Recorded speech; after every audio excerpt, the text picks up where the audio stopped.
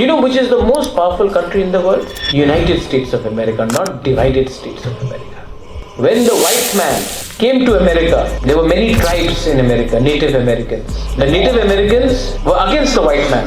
Like, you are outsider, we are local. We are son of the soil, Hani Busa. But then the Native Americans said, I am from Apache tribe. Somebody said, I am from the Sioux tribe. Somebody said, I am from Cherokee tribe. अलग-अलग tribes है America में, Native Americans का. तो सबने बोला, we will fight the white man. लेकिन हम लोग एक संग नहीं फाइट करेगा. मैं अलग से लड़ूंगा, तुम अलग से लड़ो, मैं भी अलग से लड़ूंगा, लेकिन हम लोग एक संग नहीं लड़ेगा क्योंकि हम लोग अलग हैं. So they all fought the white man separately. So the white man, despite coming from different countries, all became one to defeat the Native Americans. And the local Native American tribes, they all wanted to fight the outsider, but they could not fight together. So they lost. And today, they are zero in their own land.